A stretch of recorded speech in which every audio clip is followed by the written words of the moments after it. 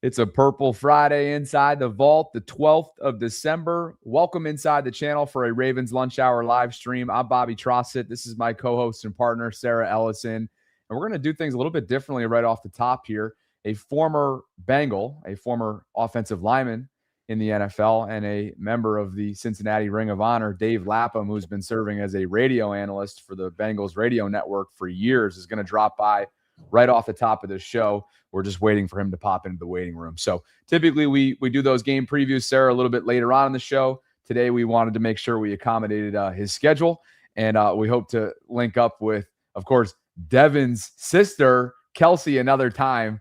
Devin's one of our patrons. Kelsey Conway, of course, covers the Bengals, and she just couldn't make it work today. We always like to have her on. We appreciate the Conway family for their support of our program. But today is brought to you by our friends at Primary Residential Mortgage. And Sarah, as we get ready for Week 15, obviously it's must-win territory for the Ravens. They go into Cincinnati, and when you look ahead at the weather, this has the potential to be one of the coldest, if not the coldest, games on record for the Ravens. Take a look. For the audio-only audience, kickoff is set for 1 o'clock. This is a WBAL TV weather forecast at Paycor Stadium coming up on Sunday. And at kickoff, it's going to be partly cloudy, winds at 9 miles an hour with a 7-degree temperature, but yet a -7 feel. By the start of the fourth quarter, around 4 o'clock, it's scheduled to be -4 feel, 7 degrees Fahrenheit. So get ready. What's going on out in Ohio this weekend? Goodness. It is cold. I mean, it's not that bad though. I'm in Ohio right now, low of 26. So I guess by Sunday it's going to be freezing. But I mean, it's not Florida weather. I can tell you that much right now. And Bobby, all this is reminding me of is like the weather from the divisional round against the Denver Broncos in 2012. Let this be that kind of game where just magic happens and we go into somebody else's stadium on a freezing night and we make their fans regret being there and bearing and going out into the cold and thinking it might be worth it at the end. I mean, that's I'm grasping at straws here, but that is what it's reminding me of, is that cold game in Denver. It's going to be a cold one. I could see why that would make you reminisce. And yet again, another reminder, run the football effectively, hold on to the football, obviously going to be a key. We wanted to quickly revisit, just because it was buried in yesterday's live stream perhaps, the path to the postseason, because there are many of them, and you total them up here. There are 6 different paths, if you will. Some are clearer than others. Some are more complicated than others. But there are 6 paths for the Ravens entering Week 15, Sarah, that will allow them to punch their ticket, which it's not as crystal clear as it was a week ago, but there are still several realistic scenarios that could unfold. Why don't you bring us through those before we dive in? Yeah, there are several of them, some being more realistic than others. The first one being the most clear, although I don't know that it's the most realistic, is just to win out. You control your own destiny, win out, and you win the AFC North. The second one, which this one's a little bit more realistic, go ahead and beat the Steelers and Bengals, and then one of the Patriots or Packers. And then the Steelers, all they'd have to do is lose one of their 3 other remaining games. That one to me is the most palatable, the most realistic to me. You just win your AFC North, split them. We're not asking you to sweep them. You got to split these because you lost these guys already. Try to get your revenge and get one of these non-AFC North wins outside of that. And by the way, I do think the Steelers-Miami game this weekend, I don't think that's a great matchup for the Steelers. I mean, they could always win and pull it out, but I think that the Miami Dolphins have some matchup advantages there. Okay, number 3, beat the Bengals and Steelers again, and then you lose to both the Packers and Patriots. But then the Steelers would have to lose 2 of their 3 other remaining games, which would really put the Steelers at 1-3 to end the season. Number 4, lose to the Bengals, beat Packers and Patriots and the Steelers, and then the Steelers would have to lose out. I don't think that's going to happen. That would be fun to watch, though. Number 5, beat the Bengals, Packers, Patriots. But then the Steelers lose their next 3 games. And then in this case, the Ravens would clinch the AFC North even before playing the Steelers in Week 18. That sounds kind of nice, enjoying Week 18 that way. Number 6 and the final one is lose to the Bengals and one of either the Patriots or Packers. You still got to beat the Steelers, and the Steelers would have to lose 2 of their 3 other remaining games. Plus, the Bengals would lose at least 1 more game. So there's a lot of them. There's 6, some more realistic than others. But at the end of the day, it's what John Harbaugh said yesterday or 2 days ago. He's like, yes, we control our own destiny, but to control it, you actually have to win. Like, we have to win. We have to go out and win. And that's what the Ravens are looking for the first time in 3 weeks. They're looking to win. Right. And that's brings us to Sunday. And from an injury report standpoint, there is one more, obviously. And if we stay on long enough, like we typically do at just after 1 o'clock on Fridays, we'll hear more from John Harbaugh on a couple new names that dropped on Thursday's injury report. So again, there's one more in terms of final status going into week 15 and Sunday. But as far as the Ravens are concerned, Mark Andrews and Rashad Bateman, Sarah, those were the 2 new names that popped up on Thursday's injury report. 2 pass catchers of Lamar's, obviously. Mark's dealing with a glute. He was limited. Bateman, that same ankle, he was limited. We know it caused him to miss multiple games within the last month because of the aftermath of the high ankle sprain. So hopefully both of those guys are just getting themselves right, managing through whatever discomfort and pain that they're dealing with right now mid-December. Cheeto Awuzie is dealing with a shoulder. He was upgraded to a full participant after Wednesday's DNP.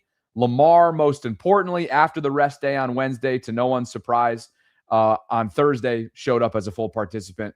You'd expect the same coming up today. Keaton Mitchell was upgraded to full participation after being limited with a knee on Wednesday. John Harbaugh referred to him as day-to-day on Monday. Tavius Robinson, he says he's going to go with that foot, so it'll be the first time he's out there in a couple months. He was upgraded to full participation.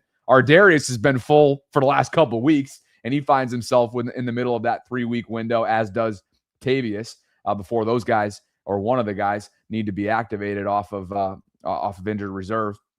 And then Nate Wiggins, as he continues to deal with that foot that sidelined in the second half on Thanksgiving night against these Cincinnati Bengals, but then turned around and played 10 days later and played decently against the Steelers. He was upgraded to full after being limited on Wednesday. So why don't you run through the specifics of Cincinnati? Dave's having some issues with joining our show, so I'm just kind of navigating that right now. He's here. Oh, good. Yeah. Let's bring him there's on. Dave. There's Perfect. Dave. All right, perfect. Awesome. Dave Lapham just popped into the waiting room. We've had him on the program, or at least my program, in years past. He is a former Cincinnati Bengals offensive lineman, a guard. He was drafted in the 3rd round of the 1974 draft out of Syracuse. Dave, I got some upstate New York ties. It's always good to talk to a Western New Yorker. It's great to see you. My co-host Sarah's here as well. We know you're short on time, so we'll be quick, but we want to talk about this game and, most importantly, T. Higgins' status. Yeah, that's going to be very interesting. I think he's practicing. He's going to be practicing again today. I think he'll go, but when you're kind of just out of concussion protocol, you never know. Concussions are tricky. They're nothing to mess with. That's for sure. When you're talking about an injury to the head, the National Football League is very, very. They want to be safe rather than sorry with respect to those type of injuries. But I do think T. Higgins will make the dance, and I think he'll probably play exceptionally well. And what about Joe Burrow? I mean, we're just on the outside looking in. Obviously, he had a press conference earlier this week that kind of like made some people nervous, talking about wanting to have fun. And, people were like, is he here for the long haul? Is he like Andrew Luck, this and that? So your thoughts on that press conference, but also how you expect him to play this weekend against the Ravens?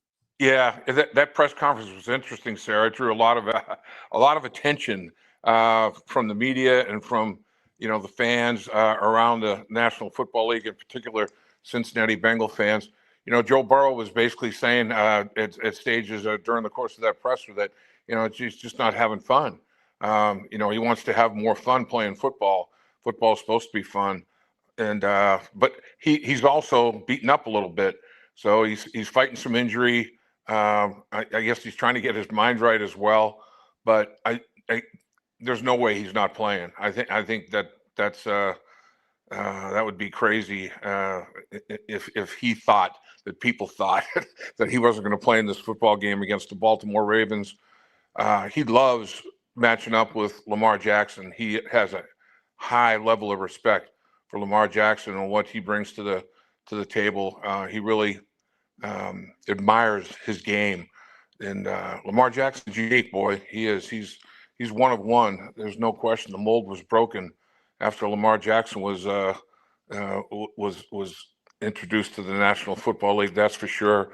So Joe knows how important this football game is. I mean, the Bengals are looking at they're sitting at 3-9. They were hoping to be 4-8, didn't get it done against Buffalo. So it is what it is. As Paul Brown used to say all the time, you are what your record says you are. Never mind. Oh, if this play had gone this, we would have won that game. Oh, just if this had happened, we would have won that football game. None of that junk. You are what your record says you are, and they know that they've got to beat the Baltimore Ravens, and they've got to go 5-1 in the division. That's their last hope, is they can go 5-1 in the division and finish with the best record in the division, therefore have that all-important tiebreaker.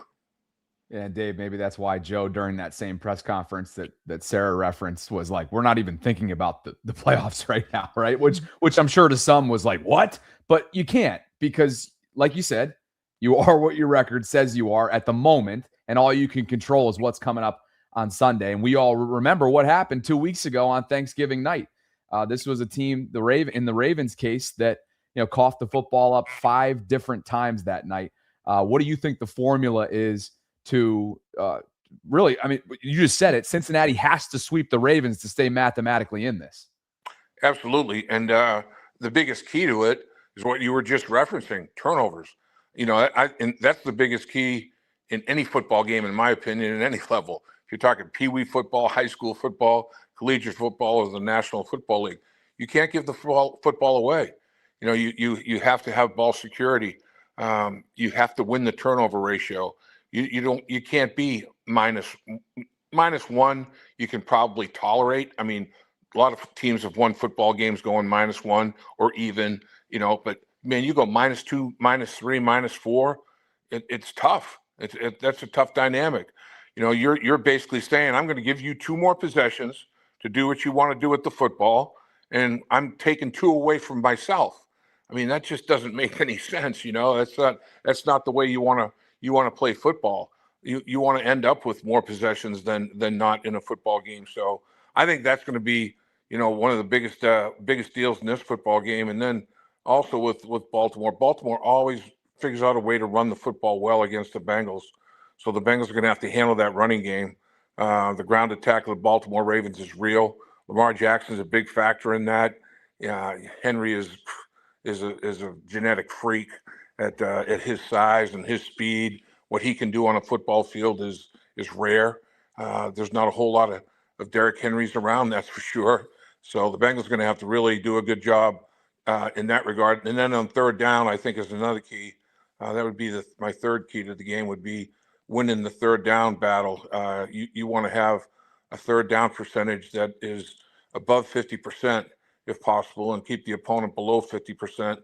That kind of third down percentage ratio differential would have a big impact on the football game for sure. I'm still stunned. I mean, you're talking about the run game. Bengals ranked 32nd in rush defense, 31st in pass defense, but they were a completely different defense when they played the Ravens Thanksgiving night. So that's stuck in Ravens fans' minds for sure.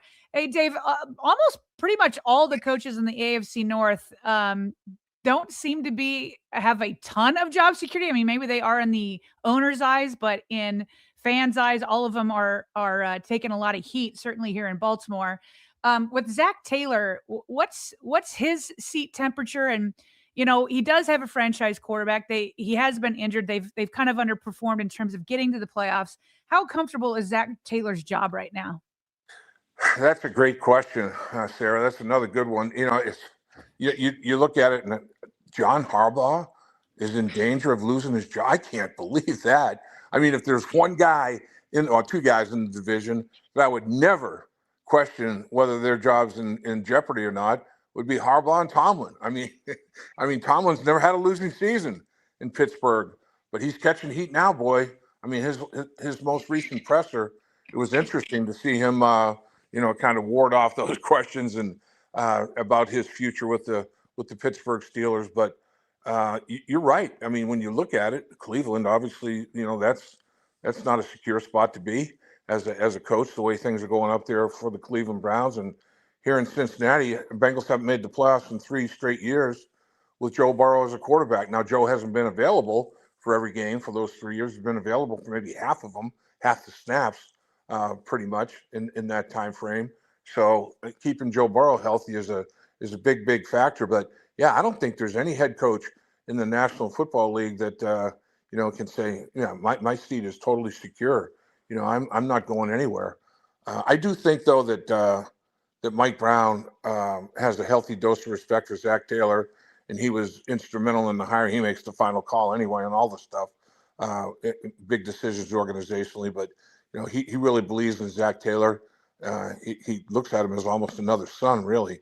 He respects him as a coach and as a person and everything that goes along with it. But I do think any and all of these coaches, if they don't end up staying with their franchise, they won't have trouble finding opportunities elsewhere. Be 31 other teams that will be in line waiting, saying, "Hey, how about us?" Hey, Dave, during your playing days, primarily you handled guard duties, and that's been somewhat of an issue in Baltimore over the last couple seasons. And when we watched that unfold with the Lamar Jackson pressure standpoint, some of the distrust with his offensive line on Thanksgiving night, he was sacked a few times, a couple fumbles. We all know there were issues there in pass protection. Being that Phillip Rivers is probably going to start a game on Sunday at 44, last time I checked, you're north of 70. If the Ravens called, would you be receptive to that? I am north of 70. I'm 73.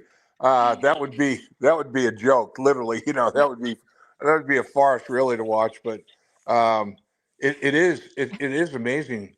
I played primarily guard. The way you put it was good, right on the money, because primarily guard, but I played center, both guards, both tackles. In fact, did that in the same game, 2 different games one season, which I think might be an NFL record. But really was prideful about the versatility factor. But I know, having played that guard position, it is key in pass protection, like you referenced. If the quarterback has pressure in his face, very quick pressure in his face, can't see. You can't see the field. You can't see the middle of the football field. Hard to see toward the perimeter, the edges of the football field. I mean, if the tackles run people by the quarterback, keep the width of the pocket, the center and guards have to keep the depth of the pocket. If you do lose the depth of the pocket, you have to give the quarterback some sort of an opportunity or a lane to climb the pocket. And that's what Lamar does so well. And he'll climb it and run, take off running, or he'll climb it and make a last-second throw before he, advances past the line of scrimmage for a big play down the football field. So the guards are extremely important for the Baltimore Ravens in pass protection, and they've had their problems for sure. Dave, we know you got to get to Zach Taylor's press conference here pretty soon, so we'll get you out on this. You gave us your 3 keys. Can you give me the matchup you're looking at the most, and then a prediction, if you have one, for who's going to win this? Man, matchup. I'll tell you, there's obviously, you look at the quarterbacks. The quarterbacks are the most important people on the football field, and you can say that just for every single team in the sport of football.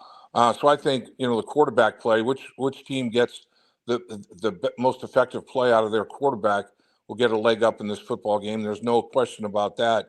And then for the Bengals, I think it's Jamar Chase, T. Higgins, Andre Yosivach. Are they going to give Joe Burrow an opportunity to slice and dice a little bit against the Baltimore Ravens back end in the secondary? And will Mike Gesicki present himself as a viable target like he's done so well during the season at the tight end position? And he's a tight end that his build and his athletic ability, he plays almost like a slot receiver. He'll literally line up in the slot and run, slot receiver routes, and does them well, gets separation and catches the football extremely well. So I think that's going to be a big factor. We talked about how the offensive line is going to have to perform. So that pretty much covers the offense. Defensively, I think the Bengals need a big day from their defensive line. The Baltimore Ravens offensive line, I think, is solid.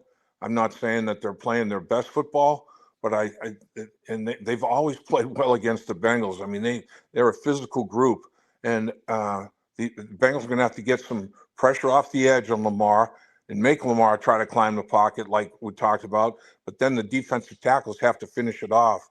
So the other problem the Bengals have, I think, against the Ravens is they get literally 2 rookie linebackers playing at the inside linebacker position, and that's going to be interesting to see how well they play. And when you're playing young guys, they can be exposed. And will the Baltimore Ravens be able to, to get that done? And a lot of people that not huge names,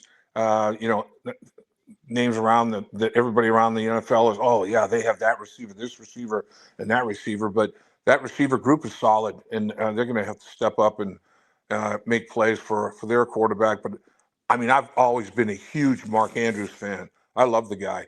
I think the guy's the best tight end in all of football, and the Bengals have a big dose of respect for him. He's killed them, destroyed them over the years, and I think the Bengals have to make sure that he doesn't do that again. He just popped up on the injury report yesterday, but practice is going on as we speak right now, and he's out there. So expect him to go. Yep. Dave, we appreciate your time. We know you got a busy afternoon. Have an awesome broadcast call on Sunday. And for the record, was that a yes or a no if the Ravens came calling? That would be a big time no. I can't imagine how sore I'd be. I mean, I wouldn't be able to get out of bed for 2 months.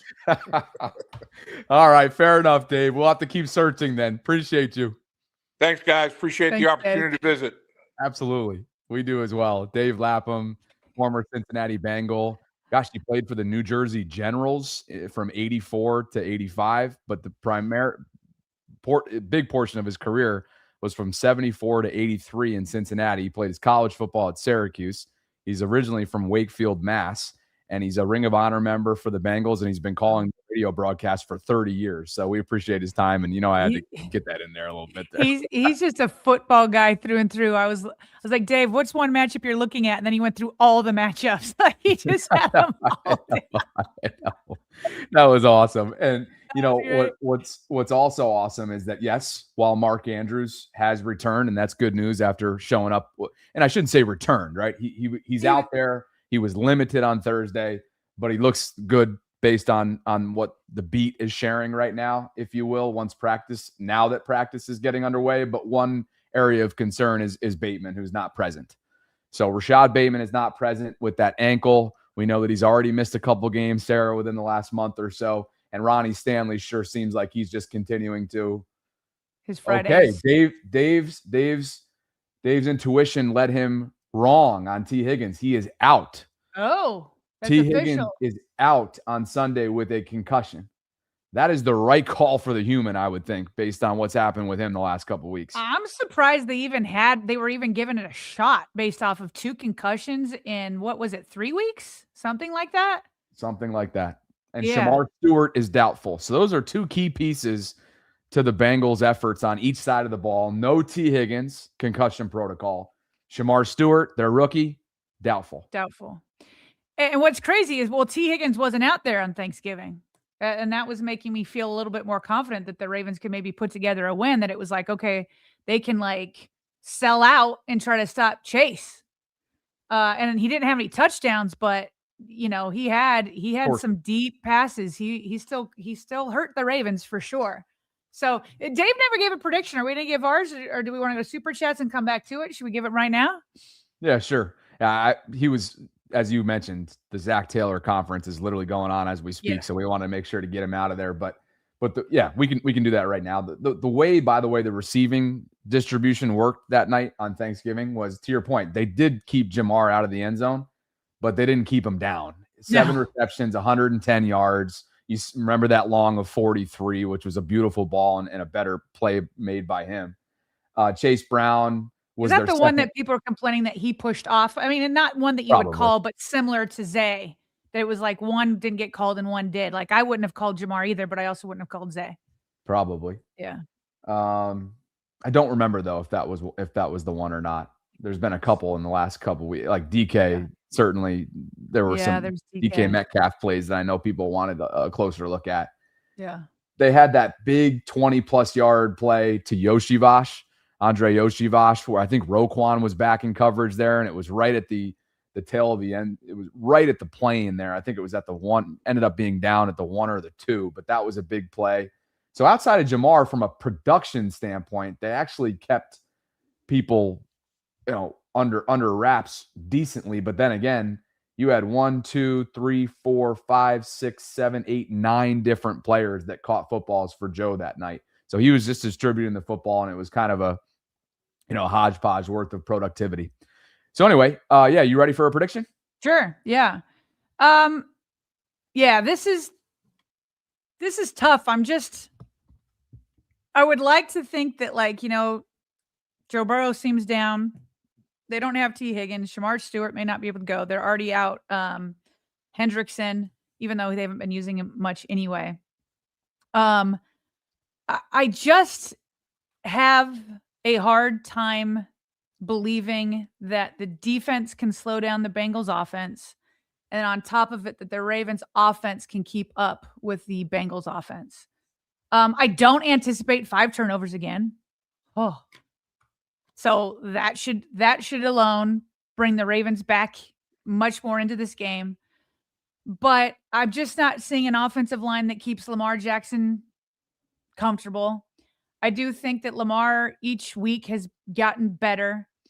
I get nervous about in the red zone as much as Lamar is physically looking better.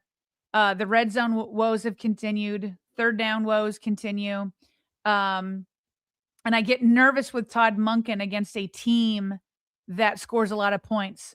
I mean, Dave just talks about it. He's nervous about Derrick Henry and running the ball. And he should be. But whether it's the guard play or whatever the reason is, the run game just hasn't been up to snuff. And on top of that, it looked to me that the Ravens defense regressed last week against the Steelers. It'll be good to have Nate Wiggins back. I know he went down in that game, and I think it hurt things against Jamar Chase. But I just don't have confidence that this offense, I think the offense will be able to move the ball like it has been. I'm just not there on a confidence level in the red zone that they're going to be able to put up enough points, touchdowns versus field goals to be able to keep up with the Bengals. I have been wrong with my predictions the last 2 weeks. I predicted Ravens wins against the Bengals Thursday night on Thanksgiving, and I did again last week against the Steelers. So I would like to be wrong again this week, because this time I'm going to say it's the the Bengals that win it. I'm going to go 31-24. 31-24. The other night it was 32-14 Thanksgiving night. We all remember why and what you alluded to. A lot of it has to do with turnovers. This is where I'm like, they have to find a way on Sunday to keep things interesting. Because if you don't, it gets really uninteresting. Is it disinteresting or uninteresting? Uninteresting sounds right. You know what I mean? Like if you drop this game, now all of a sudden the math starts to really math, and it's not going to go well for the Ravens in terms of the analytics if you drop this game. I think they're going to split the regular season series with Cincy. I think the Ravens are going to find a way. Woo! Role reversal. Yeah, I do. Now, with all this said, we know what awaits this game, and I'll share my score in a second here. We know what awaits in the coming weeks after this. Yeah. We know that they have a trip to Lambeau 2 days after Christmas, and before that, a team that thinks they're going to be the number 1 seed and still has a darn good chance to be that in the AFC, they're hosting at their place in the Patriots. So I think they're going to continue to make things interesting in terms of the North and their postseason contention through the AFC North. I think they're going to find a way to run the football, not effectively through the course of 4 quarters, but at times, like we saw on Thanksgiving night, Derek will wear you down and get his here and there. Don't know what the Keaton Mitchell usage is going to be, Sarah, coming up, because he's been day to day, as John told everyone on Monday, with that knee. Was he limited or full yesterday? We just had the injury report up. What was it? He's been. Keaton Mitchell was full yesterday. Okay. Full. So he should be full again today. If that, well, I mean, you'd think if he continues to trend that way. So hopefully his usage can be normal. Sure. What I'm not going to do is I'm not going to sit here and predict the win because of getting caught in the lost in the sauce of that Joe Burrow press conference. You know what I mean? Like, I'm not going to sit here and be like, man, his body language, he doesn't want to be there. He doesn't want, like, all that speculation. And I'm not saying, like, we had that conversation yesterday about the state of Joe Burrow based on that press conference, whether it was his words, whether it was his body language, his tone of voice, whatever. I'm not going to get lost in that because that to me is a conversation for another day. And I think at the end of the day, they're going to be ready to play. And they've been playing postseason football, the Bengals have, for weeks. And I think it starts to wear and tear on them this upcoming weekend as it has in past weeks. Whereas the Ravens, do they need this game? Yeah, they do. But Cincinnati, like, has to have it. Yeah. So it's long story short, I'm going to go, it's going to be, I got a close one. I'm going to go 27-24 with at least, get ready for this, at least one non-offensive touchdown by the Ravens. What? So it could be either special teams or defense for you. Yep. Woo. That's where I'm going. Oh, and you ready for this? The Ravens will not win the turnover battle and win the game. These are my fluky AFC North predictions that I'm throwing out there for you. I feel like they need to be clean. Well, they need to be clean to win. You're darn right they need to be clean. Yeah, but I mean to win. Yeah, to win. But okay, listen, we got a role reversal here. Like, usually if we're split, I'm usually on the Ravens side and you're on the opposing side. So, okay, just in one sentence, what's your like one sentence? This is why I believe in the Ravens this week. Oh, one sentence. You want me to condense it into one sentence? Is it just that it's like they have to have it? Is that it? I think it's really hard to beat a team twice within a 3-week span. Yeah. That's my one sentence for you. So the Ravens will be able to, like, it just happened 2 weeks ago. They're not going to turn the ball over 5 times. I hate to oversimplify it, but you're asking for one sentence. So, like, yeah. If that's the one sentence, it would be that. Okay. But then, like, once you get into the nuance of it, I do think that Derek will wear them down. And I think they're going to respond to a lot of this noise. They got the 30-second rush defense. I was going to say, what they showed on Thanksgiving night wasn't an outlier. It was for the full body of work of their season defensively, but it wasn't an outlier in the 2 games that led up to that Thanksgiving clash. And so I think they may have found something in recent weeks, but it doesn't mean that their previous self won't show and rear its ugly head on Sunday. And so I think the team that went, obviously, no Einstein here, the team that runs the football effectively the most, protects the football, even though I just gave you my prediction that I think there's going to be a fluky AFC North wrinkle to this, right? That the Ravens won't win the turnover battle, but they'll win other areas. If they can shore up their special teams and not give Joe Burrow short fields. If Tyler Loop gives Joe Burrow short fields, Sarah, my prediction is going to be wrong and you're going to be right. And I know you don't want to be right this week. Right. No, by the way, is anybody getting after you in the live? I mean, what are we doing here? Nobody's getting after you. Well, you always get cooked when you pick. I don't see anybody cooking me yet. No one. You speak of a role reversal. Not that I'm asking people to fry you right now. You put out a little bit, but that's okay. You want it to be even. I do find this rather ironic that I'm, picking a Ravens win and a gotta have it game. And Femi said he's getting on to your comments. There you go. So one person. Femi's coming because I did see Femi in all caps as soon as I said it. He put in all caps that Ravens will win. There you go. There you go. Oh, by the way, there's no poll. There's a Q&A. And our question for you guys is, what's it going to be? Give us your predictions and why you feel like that prediction will come to fruition coming up on Sunday. What's it going to be? Balta 8 fall. Balta, is that supposed to be beautiful? I don't know. He says that I get a pass. Okay. Says Bobby, Sarah gets a pass. Interesting. We'll noted, Balta. Noted. Femi's like totally disagree with Sarah, but he's not cooking me. Lewis agrees. BB's Mr. telling you Jackson to said stay I on didn't make that my side. prediction yet. Yes, I did. This is the. It's just respectful people saying, I disagree, Sarah. This is hysterical. Right. Like, okay. So let's throw out some scores here. Jeremiah's 45-17 Ravens. That's the preposterous prediction, Jeremiah. Lewis says O-line stinks 28-24 Bengals. Wow, several people going the opposite side with you this week, Sarah. Megatron has Bengals over the Ravens 31-23. Fem, give us a score prediction too, Fem, while you're at it. Yeah.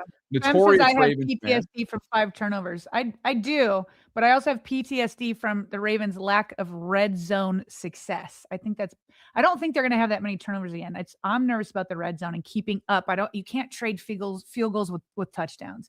And because I'm nervous that Todd Monken's going to abandon the run. Here's the funny thing. I'm like riling up the pitchfork community to come after you. When really, I know darn well, Sarah, that nobody should be standing up on a table this week predicting a Ravens win. Now, what I mean by that is you can predict a win, obviously, like I just did, but is anybody shouting it from the rooftops based on the status and the state of the team? No. Which is why I can't be cooked, right? Like it's hard to cook me. Correct. At this point. I'm trying to walk it back a little bit and get you back. You feel bad about trying to get the pitchforks up against me? Well, of course, like you never intentionally do so, and then your words just take on new life, and now it's pitchfork season on you. Yeah. Lame Trainer Jake says 31-24 Ravens. King Black 89 says 30-24 Ravens.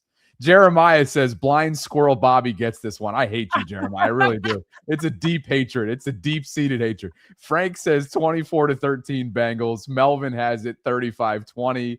Anyway, on and on and on. This is hysterical. Should we get a read in and some super chat? If it makes you feel better, somehow there's a tweet going around. Was somebody cut out the clip that we played from Jeff Zrebeck, right, on the Ravens Collective with you, saying that like Lamar had regressed, right?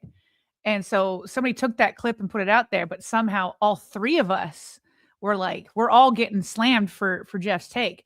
I pushed against that, and remember Jeff said like, are we sure it's just because of his injury? And I'm like, yeah, I'm pretty dang sure. Anyway, it doesn't matter. Like I'm getting roasted as if I said Lamar regressed rather than pushing back against it. But that's how these things roll. I was just going to say, we both know how it works in that space for sure. Yeah. Femi's got 27-20 Ravens, just to get that score out there, and a lot of others. Ravens. That's a lot of faith in the defense right there. Yes, it is. Yeah. Yes, it is. And what I meant, just to put a bow on that, I kind of said a couple minutes ago that I wasn't willing to get maybe lost in the moment of everybody online speculating Joe Burrow's future. Does he still love the game? Is he having fun? All those things.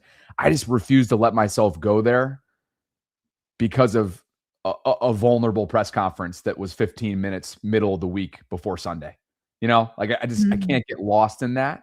It doesn't mean that there aren't significant issues there, and perhaps he's calling for change without actually calling for it, and maybe sending a message to the front office like he did in the offseason with his pass catchers, and they ultimately got paid. Mm-hmm. But I can't be a prisoner of the moment there. Gotcha. Anyway. By the way, Femi, because I said a lot of defense, he said, well, 5 turnovers last time, and since he scored 32. So that makes sense. He's saying there's going to be less turnovers, so they won't be able to score more than 20. Let's be honest. I think we can all feel good about maybe not repeating that performance just based on the chance. Like, what are the chances of that performance being repeated? Right. Yeah. So anyway, let's get to some super chats and a read. We'll begin with the latter. Thanks to Primary Residential Mortgage for the continued support of our program this season. Did you know that refinancing your home loan can get you cash to finance your seasonal expenses? That is no strings attached money that you can use to do the following. Maybe finish home repairs in time for the family to visit. You can check off all the big ticket items from your gift list. You can pay the bills so your paycheck can go towards fun and festivities this holiday season. Whatever you're looking to accomplish, your home can help consider reaching out to the Primary Residential Mortgage team. If you're local to Baltimore, they have a branch in the Towson area. That's my home area when I'm back in the Baltimore area, and they do great work. Just had a great call with Zach, who's a VAULTRON, earlier this week to kind of update us and update me specifically on a few of the things that they're working on for the Vault, one of which is this December giveaway that we're doing at the end of the month. And you can get a head start today if you're interested. You see it on the screen right now. It's a $100 Fanatics giveaway. And Sarah, we've both been to the Baltimore team store, the Ravens team store through Fanatics. There is some serious merch on there. I actually just hooked up my brother and actually, I can't say that. Oh, shoot. They're probably watching right now. There goes Secret Santa. Anyway, go check it out. There's great gear on there. And if you want to enter yourself into this month's giveaway, all you have to do is click on the link that we have included in the show notes. If you're watching live, it's a pinned comment in the live chat. Comment on the post with the hashtag Vault. Tag 3 friends you'd buy a house with. Follow PRMI Mid-Atlantic on Instagram. Subscribe to the Vault on YouTube and scan the QR code that you see on the screen if you want to go the extra mile, or just copy and paste this Google form link. That'll allow you to just fill out literally 30 seconds worth of information. So if you win, you can easily be contacted. Let's get to some super chats, beginning with Captain for You. Says, how can the NFL let him play, meaning Higgins, I'm assuming, especially when the same thing happened to Tua? The NFL is not serious about head injuries, he says. And of course, this came in prior to the news that T. Higgins will not play. Devin B6W says, is it Devon or Devin? Let me know. Hot take. We should have traded Derrick Henry when he had better value to improve the offensive line, or get an official wide receiver 1. Using Henry was good when they had the threat of Lamar, which has been non-existent. That is a hot take right there. Hopefully Lamar will be back healthy. Obviously each other, Sarah, when one is compromised, the other is going to take a hit in terms of performance. I would just say that having Henry and a guard is not mutually exclusive. Look, I don't think it's 2023-esque, this offensive line, meaning what, and I'm not talking about the Ravens. I'm talking about what Derek ran behind in Tennessee in 2023, but it certainly hasn't been good. Is it Johan or Johan? I'm going to go with Johan for you. All in for the Marcus Freeman to be our head coach next season. Oh, I got a hot take. You ready for you this have hot a hot take? I am ready for your hot take. So Notre Dame got snubbed. At least they felt they did as a program from the CFP. Sarah, they made it snubbed. BYU got snubbed. Okay, now let's go, Cougar. Let's go. So how do I want to say this? Within 24 hours of said snub, they released a statement that they've made a team decision. They will not be playing in any bowl eligible games. They deem themselves bowl ineligible. I think it's ridiculous and a lack of leadership at the top. Rave for you. I do think they should have given the players another game. I don't know. Whatever. Okay. Rave says, tomorrow is my birthday. I turn 28. Cash App. Oh my. Look at this solicitation right now. Rave. Just in case y'all want to get me a 66 or 77 jersey.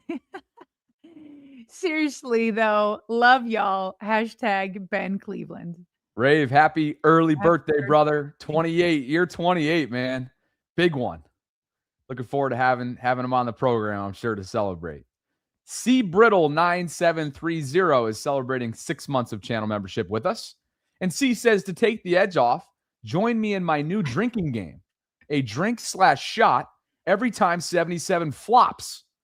Drink responsibly. Oh, boy. Is this where we are? This is where we are in the season. We've reached drinking games. Captain for you. He says, Ohio Sarah showing up for Cincy. Slap head emoji, LOL. JL Green says, day yummy, Bobby. Day yummy, Bobby. When it comes to your prediction, you've been heavily drinking Sarah juice from a fire hose, and I like it. Let's go. You took all my purple Kool-Aid. You just stole it all. That's what happened. Sip, sip, sip. Makai is here with us on a Friday, a.k.a. Macta. Hey, y'all. Makai here. I think Emory Jones saying, I'm a right guard, definitely put him in Harb's doghouse. But like always, have a blessed day. Now, I saw that tweet from Cole but I never heard it. So I haven't confirmed it with my own personal ears. Did he say that? Well, wait a second. Or was Cole joking? Because it's made it to websites, Bobby. Hold on a second here. I'm We need serious. to confirm this right now because I know exactly what you're talking about. Okay. And I almost feel like calling Cole right now Do in it. real time to see if he'll answer this. Because here's I thought it was a joke when he said it. Okay, Just before we call him, yeah. we both think it's a joke. And you want to know why I think it's a joke? One, I haven't watched Wired, if that's what this is coming from. Two, I think this is a spinoff of what Orlando Brown said. Okay, we're on. When he tweeted, "I'm a left tackle." Here we go. Cole, who's the offensive line guy, right, in Baltimore, was probably, I think, frustrated in putting out a joke, but it has made websites. Like, you can Google it. It's a Friday. Why not call the Canadian north of the border? Pick up. Hello? Are you on a Zoom call right now, or can you talk live on the air for 30 seconds? You caught me laying in bed. Are you still under the weather? Yeah, I'm not feeling the greatest. All right, I'm on like day 5. It's crazy. All right, let's keep this. First of all, he missed the collective. You're literally live on the vault right now. Hi, and we just Cole. wanted to confirm something. Sarah says hello. We hope you feel better. At least one of your kids is down under too. Makai has left us a super chat, and there is a serious level of belief out there. I don't know how to define serious, that your Emory Jones right guard tweet was truthful. It was comedic, correct? Did people really think that was? Tell them to Google it. There's websites that have it as their headline. Sarah has found established outlets that have taken it and run your tweet. Oh my God! It was a clear spoof of the Orlando Brown tweet. Yeah, Okay, Sarah and our interpretations of it were correct. You fooled a couple people within the fan base, including legitimate outlets. So thank you for confirming. We hope you feel better. That's hilarious. Thank you for bringing that. That made my day. So thank you for making my day better. See you, brother. We'll talk to you soon. Get better. Bye-bye. You kept putting the word legitimate. I never said legitimate websites. I just said websites. Essentially Sports says, here's the headline: Benched Raven star calls out John Harbaugh's decision. And then inside of it says, Emory Jones overheard yelling, "I'm a right guard" on the Ravens sideline. Shocking development in Baltimore. Ravens beat reporter Cole. Beat reporter. Yeah, Cole Jackson writes. Wait, DM him that or send it to me. We got to get that to him. That is hysterical. Oh, it's so good. By the way, he is really down and out. You have to, like, for him to miss an exclusive that Jeff lined up with Weddle, which he did, and it was just Jeff and I on the collective Tuesday night. You know he's got to be down. At least one of his kids is down with something. So anyway, in all seriousness, I hope the Jackson family feels better soon. But oh, that's good. I'm glad he picked up. Something's wrong with my chat. Well, let me send it to him. I'll send it to you. Oh, it's so good. All right. Oh. Why not, right? Little Friday. Yeah. Are we caught up Friday on Super Chats? Yes, we are. Thank you, Okay. Mac. And thanks to everybody for being with us today. Over 1,400 concurrents and counting. If you could like the video, subscribe to the channel, hit that notification bell, consider becoming a channel member or gift-giving membership this Friday. Let's transition to Lamar Jackson's press conference, Sarah, because it was not on Wednesday this week. He missed that practice as an NIR, non-injury related rest absence. So he along with the coordinators spoke on Thursday. And there were several things that obviously, as it tends to be with Lamar in recent weeks with some of these missed practices, garnered plenty of reaction and dialogue in the Twitter space. Yes. Now, so obviously he missed Wednesday. Real quick, you know who's at practice today? Who? One legendary Ed Reed. Look at him. Nice. Sporting that gray beard. I just love that he doesn't fight. He just embraces the gray. Yep. But so he's at practice. But yeah, so Lamar in a way kind of had to defend himself a little bit with these rest days. Had a few questions on it. So I went ahead and grabbed all of them and just his thoughts on why he feels he needs to have these rest days going forward. Do you feel like the rest days you've had of late, given all the injuries and whatnot, have been helpful? Yeah. I feel like rest is one of the most important things when you are recovering from any injury. How do you think, though, has that impacted, do you think, performances with the completions, the accuracy, and such in turnovers when it comes to the game? No, because some turnovers you can't help. Tip passes and stuff like that. So no. Able, when you're sitting out day of practice, to kind of get any mental benefit, like you get mental reps from a day like Wednesday, just either reviewing the film or whatever? Yeah, you review the film after practice. During practice, I'm watching the guys, from inside. I'm doing a little treatment, maintenance here and there. So, yeah. So, are you on the field or are you watching from the? I'm watching. Got eyes everywhere. Good. How do you feel physically? I know you said that hasn't really. Your view is like, hey, if I can play. Yeah, I feel good. I feel good. People see you don't have a run over 20 yards this year, and they're saying, what's wrong with Lamar? I don't. You're not. I have not ran over 20 yards. A single run. A single run? I did in the first game of the season? Yeah, you did first. Oh, that count. It said season. Just saying. So I did. Since Nah. Since then, let's see. You got 4 more games, regular season. Let's see. Lamar, I like it when he knows he had run one for 20 yards. Obviously, it's been a minute. The point is that it's been a minute. But he's like, I didn't. What about, did I get one the first game? Like, he knows the answer, but he's like nice. He's leading you to the correct answer. He's like, okay, so I did. But yeah, I mean, he's kind of, it's like what we said yesterday, Bobby. There's nobody that's 100% heading into week 14, 15, 16. Like nobody's 100% in December, and you can kind of feel him kind of admitting that. So he's saying, I feel like rest is the best thing when you're getting your body right, you're recovering from injury. But then he also says, I'm good, even though he's been saying he's good. So, nobody's 100%, but he doesn't have an injury that's like to the level of getting it on the injury report. So this is what he's saying. He's saying, I feel like it's necessary to get my body right. I do think it has been working because every single week he continues to get healthier and healthier. We can see him physically getting better. And so, yeah, but I mean, and then his comment of like, I have eyes everywhere. He's watching. So he's watching tape and all that. So he's trying to be involved. There's still going to be an impact for sure on the chemistry of the offense.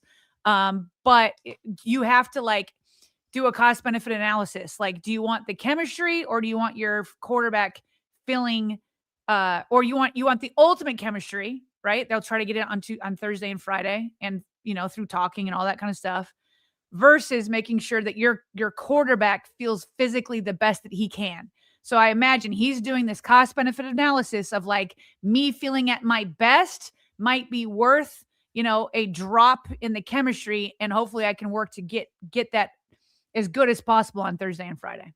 From the play caller's perspective, Todd Monken weighs in on this discussion. I think anytime a player, especially your quarterback, is not able to practice, you're talking not only the mental side of it, but the timing with your receivers, and then the physical part of it. There are some challenges with that. There just is. It's not just Lamar. It's any player that misses time. And you got to find a way to overcome that, because nobody cares. And we can't care. And when we take the field, we need the product to look like we want it to look like, and we need to score points. And we were darn close. And I know close doesn't count, but get the touchdown at the end, you're at 28, almost 30 points, you're feeling good. Hey, here's where we're at. Still not where we want to be in the red zone. But I'm not deterred. I'm fired up. We get another opportunity this week against the Bengals. And when we haven't turned it over, we've at least given ourselves a chance in every game. You appreciate the transparency there. Obviously, it comes with a set of challenges. Obviously, John Harbaugh, even though he's saying and doing all the right things as he did during Monday's press conference, right, deferring to the player's judgment, having respect for the player's judgment. Obviously, it creates a challenge when your franchise quarterback's not there on an install day. Last week it was Thursday. This week it was Wednesday. But like Lamar said, he's still there. He's still watching. He's still involved. And ultimately, you do have to respect the player's judgment. Whether or not it works, which you and I had our debate on yesterday, remains to be seen moving forward in this closing stretch. But you have to take the player by his word and his judgment 8 years into this whole thing, with the managing side of, in this case, multiple lower body injuries. Right. You do. Like, what are you going to do? No, get your butt out there. You're my franchise quarterback. And like, he needs to have wheels with this porous offensive line. He needs to be able to feel like he can take off if he needs to. The entire offense needs his legs. Like it's wild. And this is nothing. It impacts Derrick Henry. Yes. Correct. Like this is no disrespect at all to obviously the incredible strides that he's made as a passer. That was good enough, obviously, for a third MVP campaign a year ago. Without his legs, this offense becomes pedestrian. It becomes stale. It becomes boring to watch. It's limited, and it's limited in the play calling. It's limited because of the deficiencies on the offensive line. It limits Derrick Henry. It almost decreases his longevity in real time, which is scary to watch. Like it's a trickle-down effect when you take away his legs. Yeah, it's the combination of the legs and the offensive line, right? So if the offensive line could give him more time or like helped him feel more comfortable, then maybe he could overcome not having his legs for a little while, or at least have it limited based off of all those injuries. And so it's the combination of the two that's a terrible recipe. But yeah, it just goes back to, it's like Todd was transparent. Yes, the timing and things like that will be thrown off, but on your point, like it impacts everything. It impacts, because of the porous offensive line, it impacts his ability to scramble and get out of there and protect himself. It impacts being able to play run option with Derrick Henry. Like, is he going to be a threat? It impacts when he goes, like the linebackers that suck in on him thinking, oh, he's going to run. And so I'm going to go up on him. And then he's like stops dead in his tracks and then is able to hit. What play was that? Who did he hit on that? Well, I don't know if it was Mark Andrews or somebody else, but he hit somebody for a touchdown. And so it impacts everything. And that's why it's a cost benefit analysis. You don't have to turn a blind eye that it's going to impact the chemistry and the timing, but it's like, but is there a greater benefit by having him feel physically better? So, but to his point, that he was asked about playing the Bengals just a few weeks ago. He knows it's a quick turnaround, and he knows the keys to the game, at least the biggest key, which we've both touched on, including with Dave at the top of the show. It's a quick turnaround. I feel like we just played him yesterday. But looking forward to new results, different end results. You guys do offensively different in this game compared to 2 weeks ago? Turnover free. That's number one, protecting the ball, putting a lot of points on the board, because we didn't do that either. Unfortunately, we had two, didn't happen.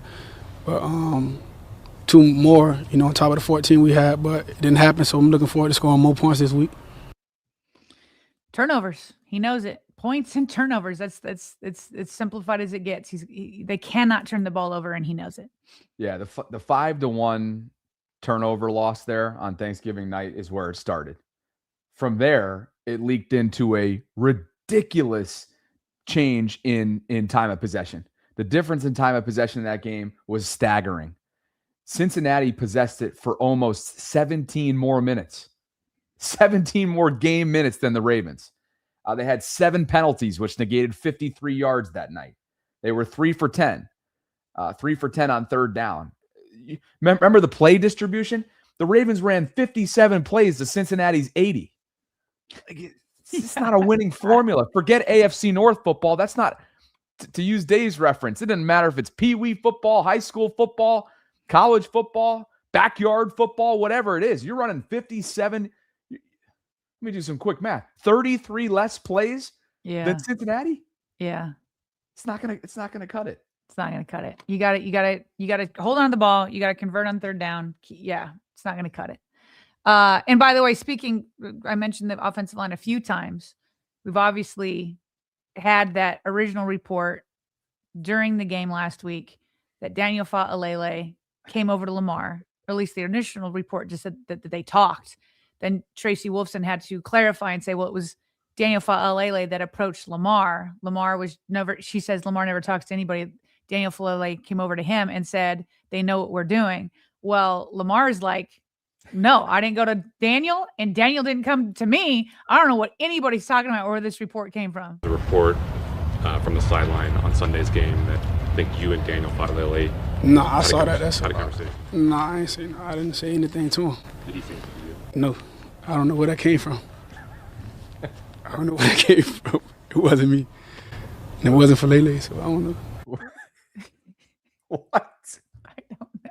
I just started laughing yesterday because when I covered this on my personal channel yesterday afternoon, my one and only read on this, Sarah, is that Lamar is so dumb. Like, just get me to Sunday.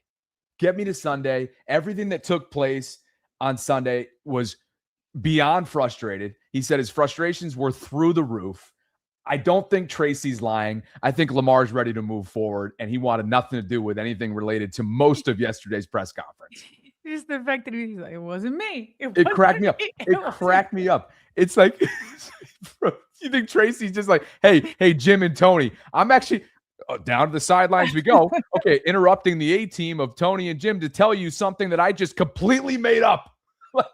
I'm just going to completely make this up and bring it onto the broadcast in game to interrupt the game to tell you about this right now. What would have been nice is if Daniel had talked to the reporters after the locker room, because I'm sure they would have asked him about it. And he could have cleared the whole thing up that night. But now here we are on Friday with so many different iterations of this story that like heads are spinning. I honestly don't know what to believe. And now I'm with Lamar. Let's just move on. I have no clue what happened. None. Oh, man. Okay. What other notes do we have from yesterday's press conference? Well, I just want to point out this is how Todd opened his press conference, which made me laugh. Thinking about the other day, when things are going good, it feels like you're at the carnival, and what's going shitty, you feel like you're at the dentist. So if I could, here we go. I'm here for a root canal. I mean, shit, let's go. Part of the deal, right? Here we go. Hey, between Femi dropping all kinds of bombs earlier this week and now Monken, hey, Sarah, what are we doing here? What has happened to the vault? Where have we come? We don't know. We don't know. But he was ready for his root canal, and he had his answers prepared. They asked about the 2-minute offense, by the way. Do we have that in here? Oops, sorry. Yeah, 2-minute offense. I mean, he had a long explanation. I grabbed the clip, and it ended up being like way too long. And I was like, basically, the bottom line is he says, we can control how we signal, how we get lined up. We have to do it better. Call it better. Okay, do it play better. Execute it better. Rinse, recycle, repeat. That's what he always says. We have to draw it up better. We have to scheme it better, coach it better, execute it better. He covers it all. It's the same Monken press conference every single week. I'm not criticizing him. There's nothing else to say. It's a great way to put it, honestly, like across the board. Play it better, call it better, execute it better, play better. Yeah. Straight up. So. Okay. Anyway, then Big Travis Jones, after his new deal, averaging a little over $13 million a year, he went to the podium. Obviously, was super excited, very happy. He felt like the Ravens came up to a number that made him not want to go to arbitration. He felt like the number finally hit a point that he's like, okay, now I won't go to arbitration. What's he going to do? That's always a common question. What are you going to do with all this money? What was it, over $40 million? 3 years, over $40 million? Yep. It's pretty nice. It's pretty nice. Those taxes will take a big chunk, but it's still pretty nice. Yep. Here's what he's going to do with some of the money. The only thing I want to get her a new house. That's about the only thing I want to get for her right now, off the top of my head. Yeah. Her being his mom, of course. Yep. So that's got to be a very satisfying. I'm pretty sure you would do the same thing. I know you've used some of your earned money on upgrading your mom's house. Like, you are always up there helping upgrade it. I think it's always nice if your mom is not in a position to do so, to do something like that. And I always love seeing football players when they get their second contract, even their first, that they'll be like, give back to their moms who gave everything to them to get to this point. Oh, you already know we're on the same wavelength. As I was listening to that press conference, I was like, salute to you, Travis. Salute to you. And notice how he slipped in there. His mother has not worked since the day that he was drafted. And he's not done yet. He's getting her out, like you heard. Yeah. So that was pretty cool to see. And obviously, as we discussed, in sort of our instant reaction show yesterday, not long after the extension deal was released, this was a big deal for the Ravens to get this done, knowing that Nnamdi Madubuike comes with a hefty amount of uncertainty at this point in that process. Yeah. So, and okay, another quick hit. Lamar Jackson did confirm on that play on 4th down that he was targeting the wide open DeAndre Hopkins, who was not going to get caught by a defensive back. A defensive back wasn't going to get in there. Just so you know, Bobby, here he is confirming it. The 4th down to Mark Andrews last week, where you had looked like you were maybe going to D-Hop. Is that the case? You were going to him, and then Mark was just trying to make a play? Yeah, it was. And like you said, Mark was just trying to make a play. There we go. Mark was just trying to We're make trying a play. not to fight today, Bobby. I'm sorry I did that. No, we're having fun. We're having a good old fun. It's a Purple Friday, you know. People are feeling perhaps it's a casual Friday for us, you know. Yeah. Okay. I have a question for the chat while we go to these quick hits. Do you want to see, or are you over it? Do you want to see Big Ben Roethlisberger, obviously a Steeler through and through, and his live reaction to Isaiah Likely's touchdown getting called back against his own Steelers? Do you guys want to see that, or are you over it and want to move on? As Bobby goes through these other quick hits, just put yes or no in the comment section for me. Yeah, sounds good. Our Darius Washington, as we mentioned a couple minutes ago, has been full participant all week long. He said there was a chance that he'll make his season debut coming up on Sunday. Then, as Jeff notes here, he labeled it as a, quote, strong possibility. So perhaps our Darius and Tavius, Sarah, who are in the middle of week 2, the end of week 2 of a 3-week practice window, both might give it a go for Zach Orr's defense on Sunday. Okay, I got a lot of yeses, Bobby. There were no nos. One person says, does it matter? 100% want to see it. Okay, everybody's saying they want to see it. Okay, so here's Big Ben live at this whole thing going down. It's definitely a touchdown. Oh, they're throwing it early. He's wide open. On first down, go to the end zone. They've got a touchdown. Ball's knocked out, but he had it long enough. Likely. Yeah, he had it. What are we doing here, bud? Well, hey, listen. They got to go for 2. Do they? No. They just need the 1. No, because you got to get. He resets in the all right, because they got a field goal. 1, 2. Yeah, I mean that's a touchdown. I mean, he's got 2.5. Yeah, he's fine. Lamar Jackson looked this off. Yeah, 1 puts you up to 9, right? Had to be for a flicker of a second a nightmare for Likely. Yeah. After last week. It was. Enough of this. No, you go for 2. But it's a touchdown. It's close enough to keep looking at, though, don't you think? Is it? Just enough. Because if you go for 2, you go up 3. Sure. You know what I'm saying? So you got to get it to where the Steelers. What? They said incomplete. Oh, well, he didn't have his mic on. What is happening? Here, Alex Moore. Say complete, or we're reviewing it. Slightly different comments. Gene Sterrett. Hey, okay, hold on. I heard Gene. Even though we're in the end zone, fellas, remember move. It's that element right there that they are. Oh my gosh. Dude, Vegas is going crazy right now, I am sure. Cow. That is. Folks, what are we talking about? Hey, I'll tell you what, the Ravens, and I can't disagree because if that's the rule, but the Ravens have been absolutely hosed by calls this game. Oh my gosh. The Ravens have been absolutely hosed. He watches it 3 times. No, that's a touchdown. He's already thinking like 2 points or an extra point. And I still, again, even listening back when Gene says no, even though he's in the end zone, he needs to fulfill all 3 elements of a catch. But that's not what happens on toe tap catches. It's just not. It's just not what happens when somebody extends the ball over. They need to change the rule for inside the end zone. For the audio-only audience, when it was quiet there, Ben was basically speechless with his mouth wide open. Yes. Like he was stunned at what he was watching unfold, as a lot of us were. And when he was like, oh, like yeah. The live chat's not happy. Some of the live chat's not happy with you. You got a lot of yeses, but I think people retracted those statements after after you made them watch that was entertaining. Facts. Well, a lot of rigged ones here. You got to scroll up a little bit, though. Let me scroll up.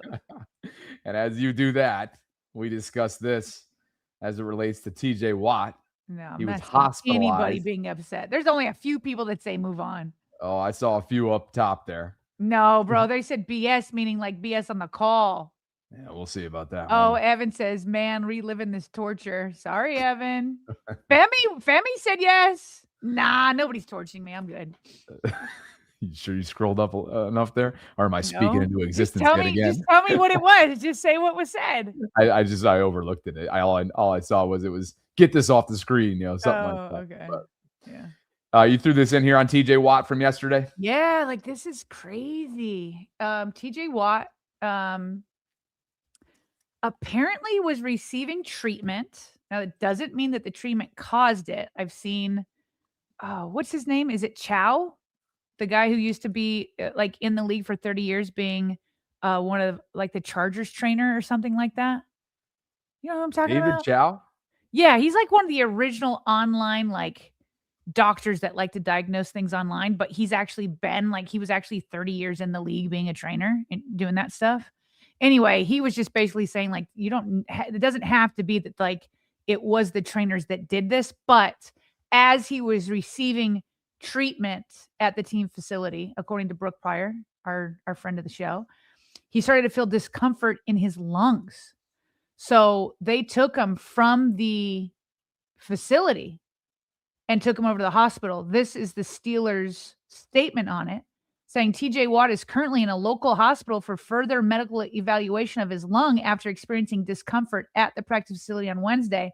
He will not be at practice Thursday, and his status for Monday's night game versus Miami is in question. Wow. Coach Tomlin will provide more updates at the appropriate time, and he has spoken to it. He didn't give that much more information, but I hope he's okay. That's crazy. Yeah, that's the lung. Yeah, once the lung comes into play, Ray Dog, you're right. I remember that Tyrod Taylor comes to mind, which was a mistake made by the Chargers staff, the Chargers medical staff, who accidentally, Sarah, I believe on game day, unintentionally punctured his lung. Yeah. And he was the starter for the Chargers. Yeah. I'll never forget that. And he was in the middle of like a career renaissance at the time, which was such a bummer because I'm pretty sure he lost the entire season as a result to that. It's crazy. So. Now, just an update. As of this morning, Tom Pelissero, NFL Media, said that Watt is unlikely to play in the Steelers game against Miami. And by the way, I felt... Wait a second now. As this is ironic, a JJ Watt tweet just literally came on my timeline as we're talking about this. JJ, older brother of TJ, says yesterday TJ had successful surgery to stabilize and repair a partially collapsed lung suffered on Wednesday after a dry needling treatment session at the facility. So it was that then. Holy crap. Recovery timeline is still TBD, but all went well, and he's being released from the hospital today. He and his family are very appreciative of everyone's kind words and well wishes. So they did puncture his lung. That is insane. No way. Oh. And JJ's a pretty darn good source, I think. Yeah. Yes, he is. Let me pull up this tweet so we can all take a look at it. Wow. Yeah, let's do that. And how crazy is it that we're just talking about Tyrod, right? Like, literally. Wow. Let's go ahead and big screen this. Man, there it is right here. Successful surgery to stabilize and repair a partially collapsed lung suffered on Wednesday after a dry needling treatment session at the facility. Yikes. Like, do you get fired for that? Or is that like, this could happen to anybody? Is this like, whew? I was going to say, Pittsburgh staff's going to be having to answer some questions, I would think. Whoa. Yikes. Well, I'm glad that he had successful surgery. I'm glad he's being released. I have no clue what recovery time, like once they restabilize the lung, like, are you just good to go? Man, I have no clue. And maybe they don't either, being that the recovery timeline's TBD, or maybe they just asked him to do that. I don't know. Wow. Well, so there's some breaking news for you from an AFC North standpoint. We wish TJ the best. Yes, we do. Femi says, very odd as I've been receiving dry needling for years. But it happened to Tyrod Taylor too. I was going to say this when I was giving my Ravens prediction. This is before I was even thinking of TJ. Who again, I hope, has a full recovery. Whether TJ plays on Sunday or not, I am, like I said, I was predicting a Ravens loss, but I also feel like the Steelers are going to lose this weekend too. Monday night. I want to put that out Where's there. that game being played? It's Monday Night Football. Let me look it up for you. And you were right when you said earlier on, when you alluded to the matchup advantages that potentially exist there from a Pittsburgh going up against Miami standpoint. Yeah. I think you're right. Dolphins found something offensively for a spark now that goes back to over a month ago. Certainly not on Thursday night against the Ravens at their place.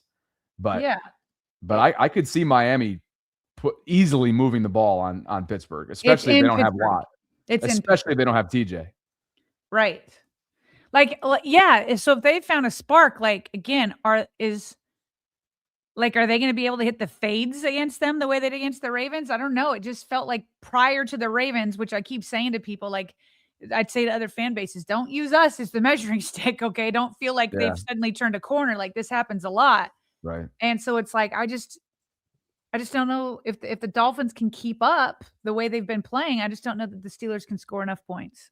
I'm going to do one quick Google search here. How long was Tyrod Taylor out after punctured lung? Okay. Mary says, no, Sarah, I had a collapsed lung in the 80s and it took months to feel sure and taking a deep breath. Wow. Get a load of this.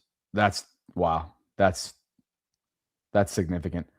Get a load of this. If you go back to September of 2020. Yeah. That was when the Tyrod incident took place with the team doctor. So at the time, Justin Herbert was playing behind him as a rookie. They had just drafted him. It took a month for him to be medically cleared, Tyrod, after getting his lung punctured. Oh. But at the end of that time, the door had already been open for Justin, and they just rode with him from there. Which is heartbreaking for Tyrod because he was playing good football back then. I know we're going back 5 years, but so using that case study. I'm just throwing it out there. Yeah. We don't know. I mean, I don't know. They said partially collapsed. Like, who knows? I have no clue. But based off of that, it seems like it would be tough to turn around and be on the football field and dealing with the violence that is the NFL sport 2 days after being released from the hospital. If we're going off Tyrod's case, yes. So there you go. Let's finish up some quick hits here. The timing of that was like crazy, was it not? Yeah. We were literally talking about, and then JJ knew. JJ put on his insider hat, and he's quite literally is inside. Yeah. Inside the Watt family. God, I love that family too, just from a football perspective. Anyway, I just made this a quick hit. Didn't want to make it anything bigger than this, but yeah. Jeremy Fowler doing his like speculative, like where could people end up, this and that. So on he's an ESPN NFL insider. Talked about a possible Ravens and George Pickens pairing in the offseason. He said he'd be a significant upgrade in Baltimore. Of course he would be. The Ravens could use some of their $40 million in 2026 cap space. It's not that much. Because they're not considering like bonuses that are going to kick in during the offseason, all that kind of stuff. Anyway, $40 million in 2026 cap space on Pickens, knowing John Harbaugh is good at managing big personalities. Our fan base thinks something different, but Eric Weddle was like, yeah, no, John Harbaugh can handle alpha. Believe me. That was so funny that Jeff had that question prepared. That cracked me up. Ready. That was so funny. Yeah. I would be shocked if the Ravens got George Pickens. Let me ask you this. Have you been following since the Thursday night game a couple weeks ago? Have you been following the beef between Pickens and Richard Sherman?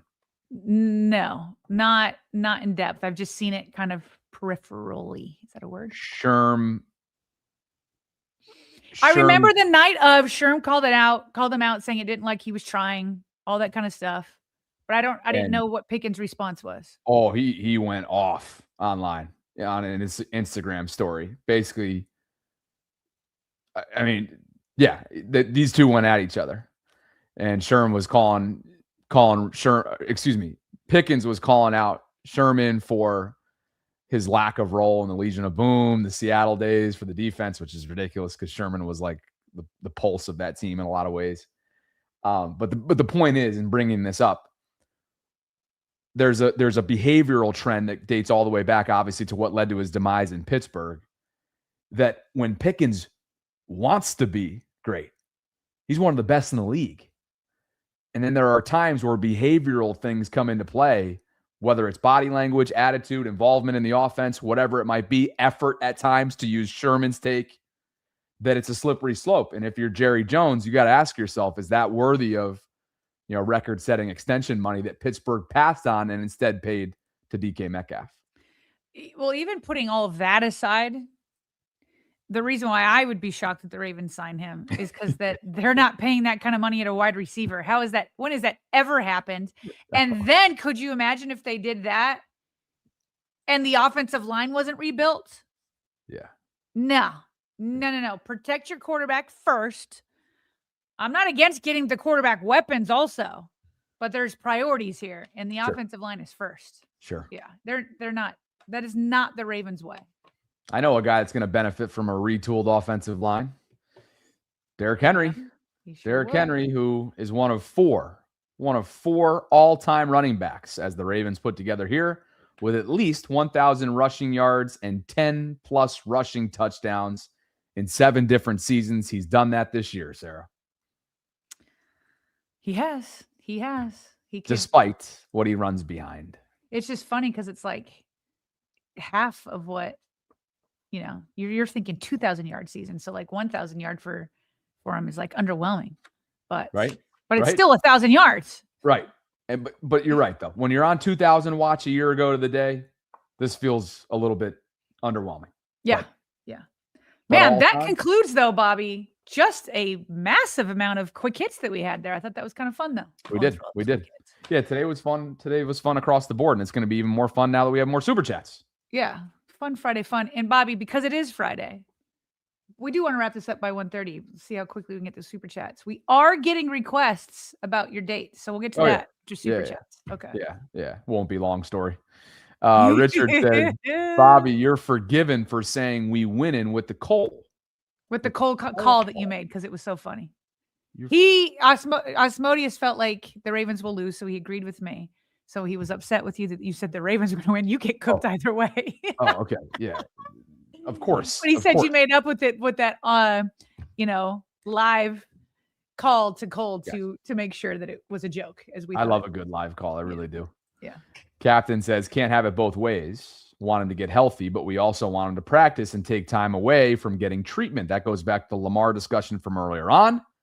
M Daddy 006 weighs in. He says Monken is right. We lost because of the refs, the O-line, and our defense. I don't know if he said all that, but I don't recall playing a clip like that. M Daddy's trying to get him fined. Tez the Great. What's up, Tez? Been a minute, Voltrons. Need a W on Sunday. Thanks, Tez. Happy Friday to you, brother. Have a great weekend. Captain's back with us. He says, wonder if the Steelers was trying to keep it quiet and JJ wasn't having it.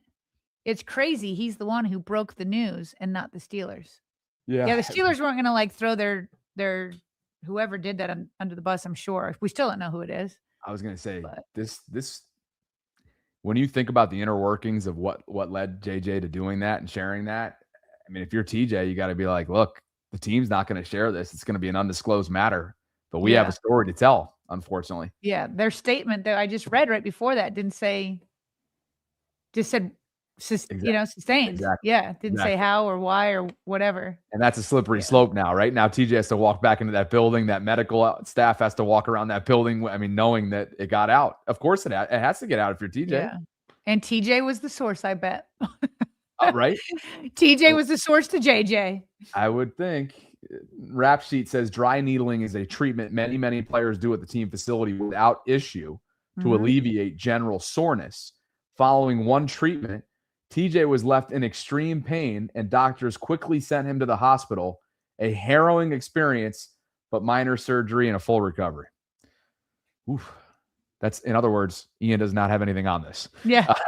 He came in he's saying almost the same thing as JJ like 5 minutes later. Correct. Yeah. Well done, Rap Sheet. Way to get it out there. I like Ian. He's been on our show. He's great. Tank he does break a lot of news. He's awesome. Yeah. Tank says my aunt would make a better guard than number 77. How about you pushing it not once but twice on Dave when he was here? If the Ravens came calling 70-year-old Dave, would you come in? Was that cringe? No, it was funny. You thought about that for a second. Like the first one was funny, and I was like, "Oh, he's coming back to it." Like for the record. Oh, I had to.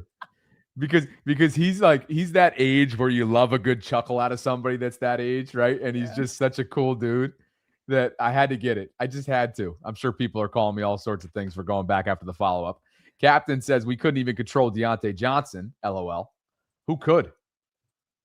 You guy, how many teams did he been on after the Ravens? Yeah, Multiple? I have an issue with the word control, but I get what he's saying. Yeah. Ugh. Patrons.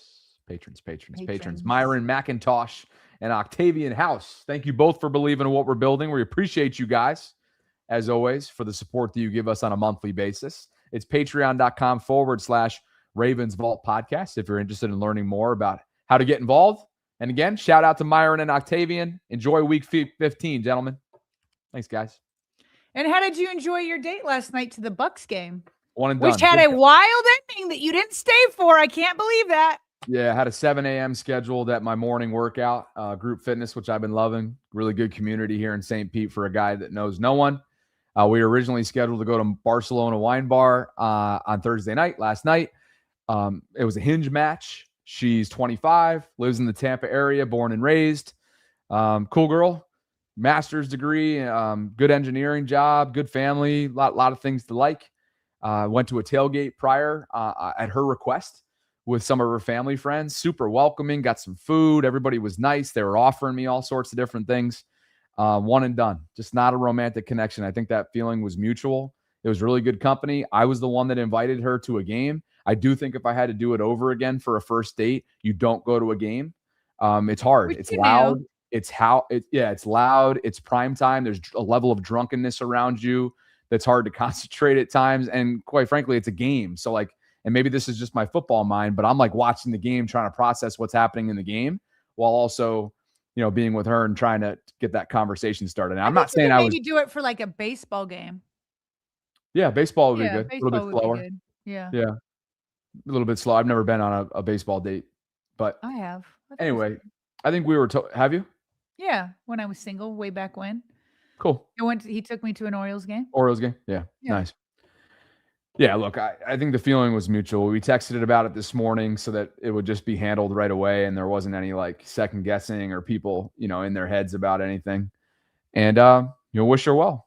Wait, can you tell how in the fourth quarter you were like, "Hey, want to get out of here?" And there was no stutter, no hesitation. She's like, "Yes." There's no question. Yeah, there's no doubt. I was at the end of the third, knowing that I needed to drop her off where she was in Tampa. And then I needed to get back to St. Pete. And I had that 7 a.m., 6 a.m. alarm. I was like, I gotta get, let's get out of here. Or I didn't say that. I was like, hey, do you have any interest in leaving at the end of the third quarter? She had stuff going on today too. Yeah. And it was just zero hesitation. I'm like, all right, this is probably not going well. And there hasn't been an ounce, and I mean an ounce of romantic connection tonight. Zero. It just was not. And it's in all honesty, Sarah, there is a level of fatigue that comes with these one and dones. It's just, granted, I was the one that made, I planned this entire thing. Yeah. And Jabbo, our friend John in our VAULTRON community, was awesome to connect me with one of his buddies that set me up with awesome tickets. I mean, it was awesome. I wasn't wearing Skechers. Okay. Live chat. What were you wearing? It just I wore white Nikes with, how do I best describe these pants? Did you have any team paraphernalia on? Did you try to? No. No, that's Did you wear Ravens gear? Just a I had my white Vault sweat. Oh, nice. Representing the Vault. Yeah, Okay. people were asking about that in the tailgate. I was telling them. I actually met the Bucks fans of the year. You know how each team, the league deems them fans of the year, and they travel. They send them out to the Super Bowl. I met the Bucks fans of the year. Really nice people. Chris Sims was there. I didn't catch him, but he was there. Tony Dungy was there. It was you know how it goes for these primetime games. The who's who. There was a bunch of people there. So yeah, it was one and done. But I have another one tonight, so don't worry about it. Hey, which is probably leading to the fatigue. I'm not doing myself any favors. It's been a fatigue. I've been down here since But Labor to be Day fair, you weekend. dated that one girl whose name I'm forgetting right now for like you dated her several times. The one that you went to Thanksgiving dinner with? Oh yeah. Yeah, A we one and were. done. I thought that was going somewhere, but then there was something there that was the age gap. That was like an 8.5 year age gap. Yeah. Okay. We'll see about tomorrow night. Tonight we got something. I Or haven't planned tonight. like what it's gonna be, but I'm actually meeting up with a Maryland girl tonight. She's originally from Frederick. Okay. Oh, okay. Here's my question I have for you. Oh, she's from Frederick. Yeah. Okay. So you've been living in Florida since July or August? Oh, chat's cracking me up. Labor Day weekend. You're like, another one? Okay. Sorry. What did you say was the month? When did you get Labor there? Day weekend. First Okay. week So of September. Okay. So you've only been there for like 3, almost 4 months. Scrap. And you're- Don't you be telling who's got juice. I'll show you some juice. Oh. Keep going, Sarah. Sorry. Don't He's telling me I do don't have that. juice in the dating game. Scrap. You better walk yourself back on that one. Go ahead, Sarah. Oh, walk it back, Scrap. We don't need any Walk it back, Scrap. Well done, partner. This is a non-fighting arguing day. No yelling today. Okay. Darn right. We Tell- had tell like Scrap 4 that. yelling days in a row, you and I. Yeah. And we you didn't tell even talk Scrap. about it beforehand. I just felt like when I came on, we both were like there was like a vibe. Like we're not going to yell at each other today. There was a vibe. Okay. We're going casual Friday. We're going fun. Yeah, we're Friday. going casual Friday. We don't need to do this. Okay. Okay. Anyways, you've been there about 3-4 months. Your lease at your current place is up when? Through April. Through April. Oh, not even through the summer.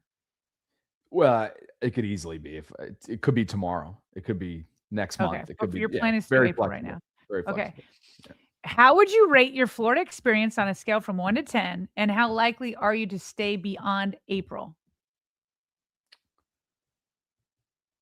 Oof, man. So all along, the vision was I need at least several months in the off season here.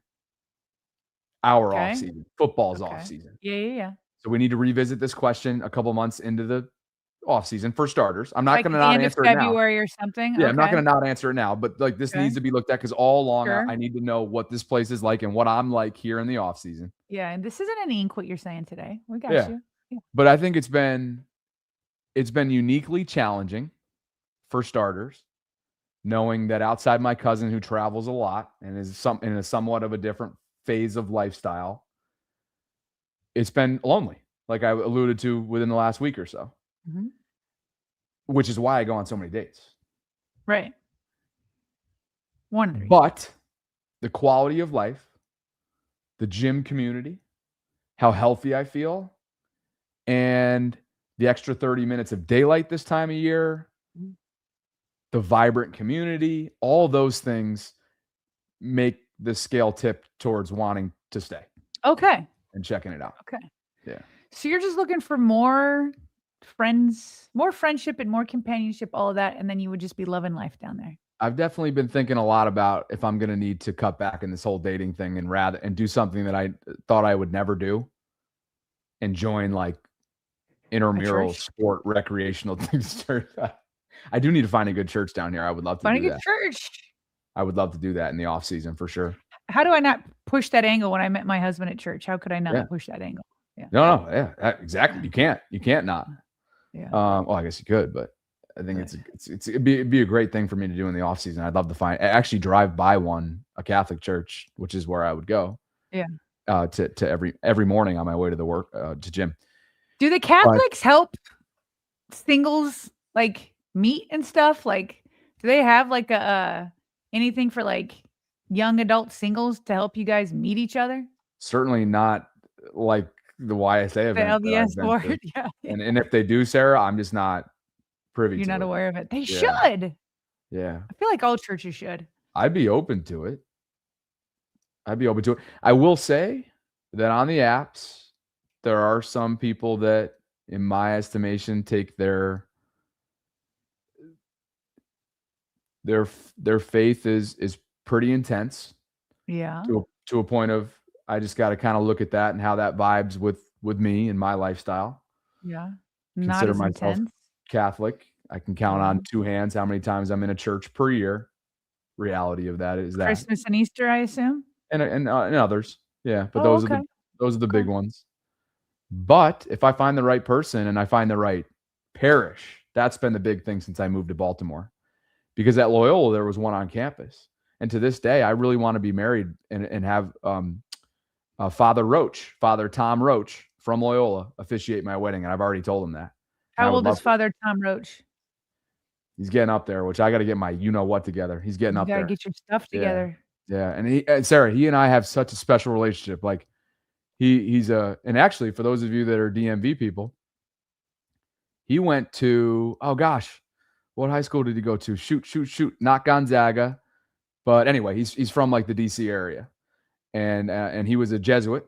He was a Jesuit instructor and a Jesuit at Loyola during my time there. And he and I are extremely, extremely close still. We're email buddies and got to check in on him. So anyway, I may need to think of some things here in the off season because this is leading to some fatigue. I'm going on a lot of dates and there's some flakiness out there and there's some indecisiveness and there's just some general challenges that come along. Like I tell you all the time on Hinge. So yeah. I just want you to meet somebody outside of Hinge. Yeah. Oh my gosh, look at this. He's a great guy. I used to do summer camp there when I was younger. That's crazy. That Ravens guy 23 knows Father Roach. That's awesome. Oh, that's so cool. Nice. He's a special guy. We've gotten a couple super chats, Sarah. I know we got to go. We've gotten a couple super chats since you've let us in here. Let's see. Richard says, Bobby, keep her as a friend, bro. You never know. So Sarah just alluded to the one that I went to Thanksgiving. She invited me to Thanksgiving. We have since broken off our relations, but we go to the same gym and we still talk. So it's all good there. Yeah. Okay. Tank is here. Oh, me? Okay. You got to read this one. You got to read it. This is all on dating stuff, so I thought I'd let you go. He says, I'm a legendary wingman, bro. Let's kick it in Tampa. Legendary how? Do I want those details or do we want those details? Tank, let us know. What does that Dre mean? Dog says, Bobby, please set up a coaching session with me. Shaking my head. He's going to rip me to shreds. He wants you to have a matchmaker. Captain writes, he's never steered me wrong. Captain writes, except my out of context words that he uses. Captain says, moved to Tampa after high school with $20 in a suitcase. Met my wife down there for fun times. Oh. Captain, meaning your wife, you guys are still together, I presume, right? Hopefully. So anyway, that's my little my wife, so I would assume he didn't say ex-wife. Yeah, exactly. Mike says he's never downloaded or used a single dating app. Tank says, I'm the best around. We will find you a girlfriend. All right, Tank. Talking a big game, running mate. Let's run that 2-man weave, 3-man weave. So that's a rare dose of in-season Bobby After Dark for you, because once we get going, Sarah, especially with the way this season and the news cycle it's come with it, we just haven't had a whole lot of time to address a lot of those things. So that's what's going on with me, and keep taking swings and making adjustments as needed. But Tori's got a wedding coming up June 7th, so wherever she is, if you want that +1, we got to get this thing going. Come on. All right. I don't think Tori's going to get me a +1 regardless, but what? Maybe Wait, not. but it's here in Ohio, right? Cincy, yeah. Yeah. When is it? Am I in town? I want to be your +1. I want to go to June 7th. That'd be awesome. June 7th. Yep. I think that's a tricky week for me, but maybe we can make it happen. I would love to. It is. Yes, it is. Did I just invite myself to Tori's wedding? I think I did. Wouldn't that be something?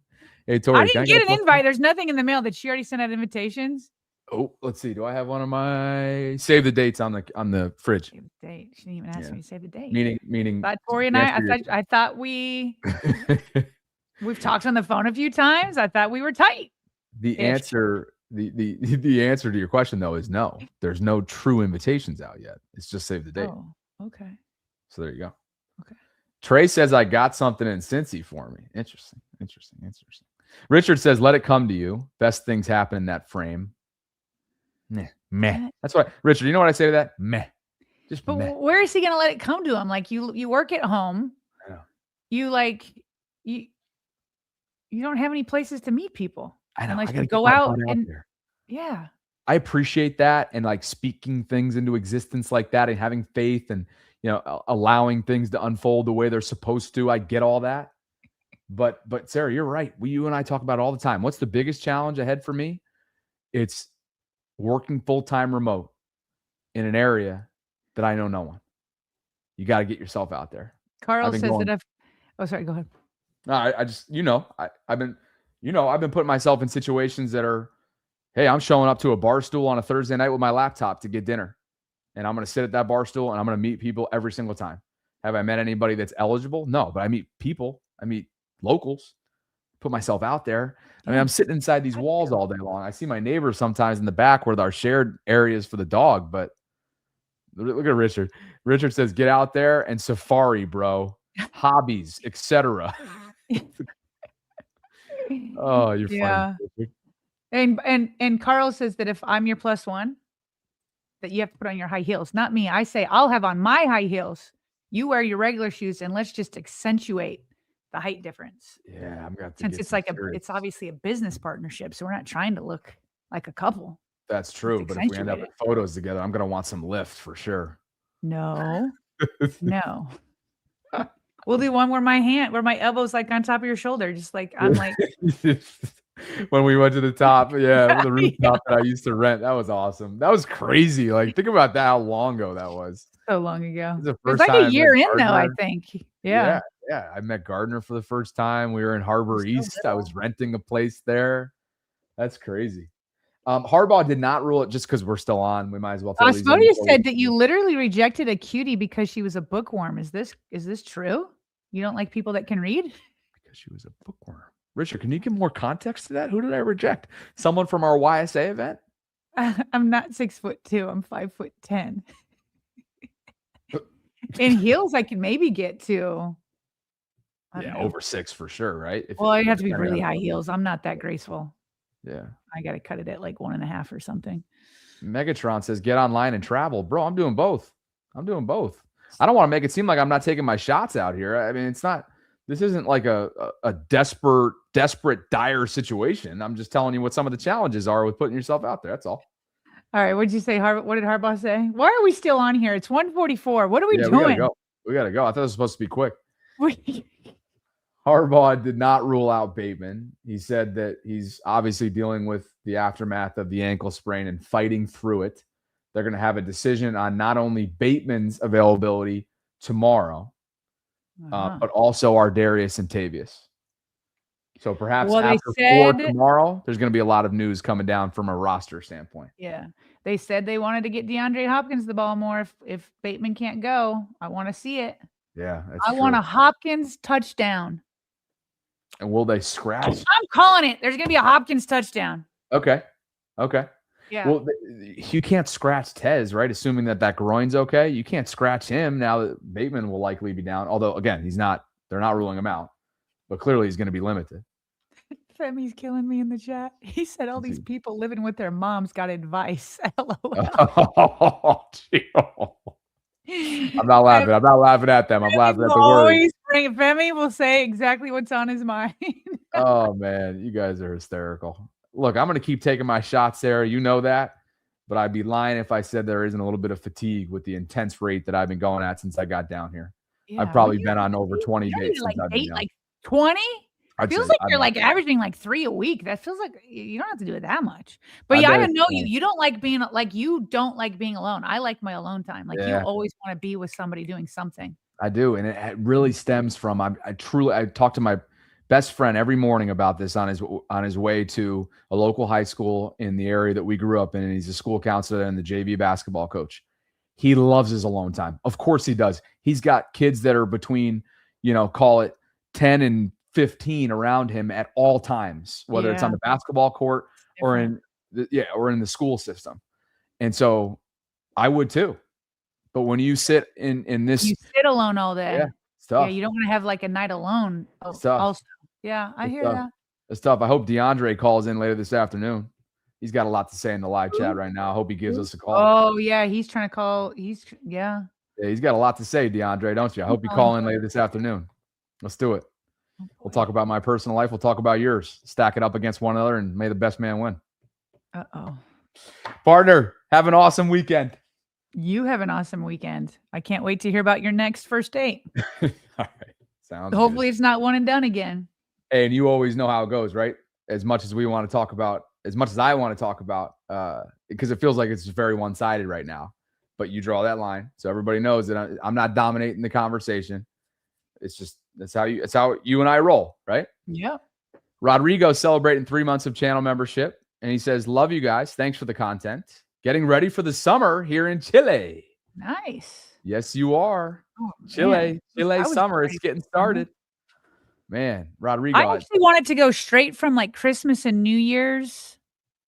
And then February 1st, like that's when I'm ready for summer to come. I kind of like it for December and January, but then I'm like, okay. Right. Yeah. It's those months once you've gotten through the holiday season, once the calendars flipped a little bit. Always. Yeah. All right. Let's go. Appreciate you guys. 2 hours of content on a day where, let's be honest, it was really slow from a news cycle standpoint, and we still gave you 2 hours. So hopefully you enjoyed that.